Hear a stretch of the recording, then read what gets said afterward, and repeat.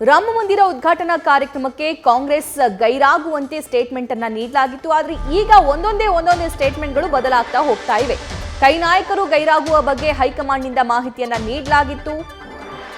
ದಿಢೀರ್ ಸಾಫ್ಟ್ ಆಗಿದ್ದಾರೆ ಸದ್ಯಕ್ಕೆ ಸಿಎಂ ಸಿದ್ದರಾಮಯ್ಯ. ಪ್ರಾಣ ಪ್ರತಿಷ್ಠಾಪನೆ ಬಳಿಕ ಭೇಟಿಯ ಮಾತನಾಡ್ತಾ ಇದ್ದಾರೆ. ಸಮಯ ನೋಡಿಕೊಂಡು ಹೋಗೋದಾಗಿ ಸಿಎಂ ಸಿದ್ದರಾಮಯ್ಯ ಹೇಳಿದ್ದಾರೆ. ಬಜೆಟ್ ಮಂಡನೆಗೂ ಮುನ್ನ ರಾಮ ಮಂದಿರ ಭೇಟಿಗೆ ಪ್ಲಾನ್ ನಡೆಸಿದ್ದಾರೆ. ತಮ್ಮ ಸಂಪುಟ ಸಹೋದ್ಯೋಗಿಗಳ ಜೊತೆ ಚರ್ಚೆಗೆ ಸಿಎಂ ಸಿದ್ದರಾಮಯ್ಯನವರು ಮುಂದಾಗಿದ್ದಾರೆ. ಮೊದಲೇನಾಗಿತ್ತು ಅಂತಂದ್ರೆ ನಮಗವರು ಇನ್ವೈಟೇ ಮಾಡಿಲ್ಲ, ಆಹ್ವಾನವೇ ನೀಡಲ್ಲ, ನಾವು ಹೋಗೋದೇ ಇಲ್ಲ ಅನ್ನುವಂತಹ ಸ್ಟೇಟ್ಮೆಂಟ್ ಅನ್ನ ನೀಡಿದ್ರು. ಆದ್ರೆ ಅದಾದ ನಂತರ ಅದೇ ದಿನ ಹೋಗ್ಬೇಕು ಅಂತ ಏನಿಲ್ಲ, ನಾವು ರಾಮ ಮಂದಿರ ಪ್ರಾಣ ಪ್ರತಿಷ್ಠಾಪನೆ ಆದ ನಂತರ ಹೋಗ್ತೀವಿ ಅನ್ನೋ ಸ್ಟೇಟ್ಮೆಂಟ್ ಅನ್ನ ನೀಡಿದ್ರು. ಆದ್ರೆ ಇವಾಗ ಲೋಕಸಭಾ ಎಲೆಕ್ಷನ್ಗೂ ಮುಂಚೆನೆ ಹೋಗಿ ಬರ್ತೀವಿ ಅಂತ ಹೇಳ್ತಾ ಇದ್ದಾರೆ. ಈ ಬಗ್ಗೆ ಮತ್ತಷ್ಟು ಲೈವ್ ಡೀಟೇಲ್ಸ್ ನಮ್ಮ ಪೊಲಿಟಿಕಲ್ ಕರೆಸ್ಪಾಂಡೆಂಟ್ ಶಿವಪ್ರಸಾದ್ ನೀಡ್ತಾರೆ. ಶಿವಪ್ರಸಾದ್, ಹೋಗೋದೇ ಇಲ್ಲ, ಇನ್ವೈಟೇ ಮಾಡಿಲ್ಲ ಅನ್ನುವಂತಹ ಸ್ಟೇಟ್ಮೆಂಟ್ ನಿಂದ ಇವಾಗ ಯಾರೆಲ್ಲ ಹೋಗ್ತೀರಾ ಲಿಸ್ಟ್ ಕೊಡಿ ಅಂತ ಸಿದ್ದರಾಮಯ್ಯ ಕೇಳ್ತಿದ್ದಾರೆ. ಏನ್ ಪ್ಲಾನ್ ಮಾಡ್ಕೊಂಡಿದ್ದಾರೆ ಅಂತ?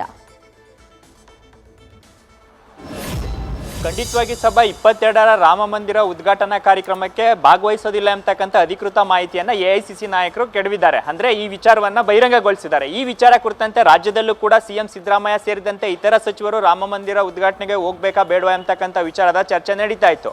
ಈ ವಿಚಾರ ಒಂದ್ ಕಡೆ ಆದ್ರೆ, ಇನ್ನೊಂದ್ ಕಡೆ ಕರಸೇವಕರ ಬಂಧನ ವಿಚಾರ ಕುರಿತಂತೆ ರಾಜ್ಯದಲ್ಲಿ ಬಿಜೆಪಿ ನಾಯಕರು ಯಾವ ರೀತಿ ತಮ್ಮ ವರ್ತನೆಯನ್ನ ತೋರಿದ್ರು ಅಂತಕ್ಕಂಥ ವಿಚಾರ ಕುರಿತಂತೆ ಕೂಡ ಸಾಕಷ್ಟು ಚರ್ಚೆ ಆಯಿತು.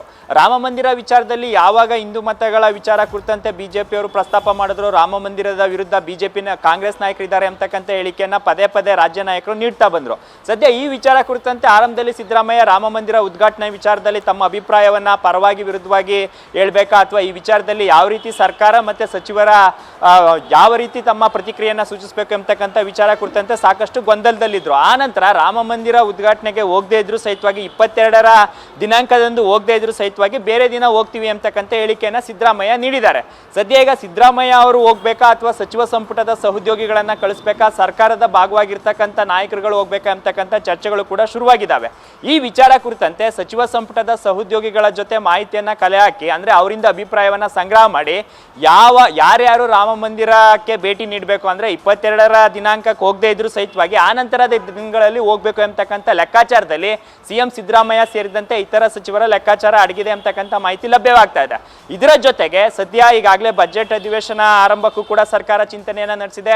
ಜೊತೆಗೆ ಪ್ರಮುಖವಾಗಿ ಲೋಕಸಭೆ ಚುನಾವಣೆಗೆ ಸಂಬಂಧಪಟ್ಟಂತೆ ಯಾವಾಗ ಬಿಜೆಪಿಯವರು ಈ ವಿಚಾರದಲ್ಲಿ, ಅಂದ್ರೆ ರಾಮ ಮಂದಿರ ವಿಚಾರ ಕುರಿತಂತೆ ರಾಜ್ಯದಲ್ಲಿ ಯಾವ ರೀತಿ ರಾಜಕಾರಣ ಮಾಡಿದ್ರು, ಒಂದ್ ಕಡೆ ಕರಸೇವಕರ ವಿಚಾರ ಕುರಿತಂತೆ, ಜೊತೆಗೆ ರಾಮ ಮಂದಿರ ವಿಚಾರ ಕುರಿತಂತೆ ರಾಜ್ಯ ಕಾಂಗ್ರೆಸ್ ಅಲ್ಲಿ ಅದರಲ್ಲೂ ಸಿದ್ದರಾಮಯ್ಯ ಅವರನ್ನ ಹಿಂದೂ ವಿರೋಧಿ ಎಂಬತಕ್ಕಂಥ ಅಣೆಪಟ್ಟಿಯನ್ನ ಕಟ್ಟಲಿಕ್ಕೂ ಕೂಡ ಬಿಜೆಪಿ ನಾಯಕರು ಸಿದ್ಧತೆಯನ್ನ ನಡೆಸಿದ್ರು.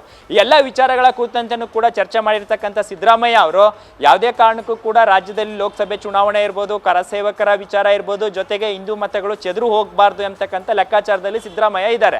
ಆ ಕಾರಣಕ್ಕಾಗಿ ಎಐಸಿಸಿಯಿಂದ 22ರ ಉದ್ಘಾಟನಾ ಕಾರ್ಯಕ್ರಮಕ್ಕೆ ಭಾಗವಹಿಸೋದಿಲ್ಲ ಎಂಬತಕ್ಕಂಥ ಹೇಳಿಕೆಯನ್ನ ನೀಡಿದ್ರು ಸಹಿತವಾಗಿ ಸಿದ್ದರಾಮಯ್ಯ ಅವರು ನಾನು ಎಂದೂ ಕೂಡ ರಾಮ ಮಂದಿರಕ್ಕೆ ಹೋಗೋದಿಲ್ಲ ಎಂಬತಕ್ಕಂಥ ಹೇಳಿಕೆಯನ್ನ ನಾನೇ ಹೇಳಿದ್ದೀನಿ ಎಂಬತಕ್ಕಂಥ ಪ್ರಶ್ನೆಯನ್ನು ಕೂಡ ಮಾಡಿದ್ದಾರೆ.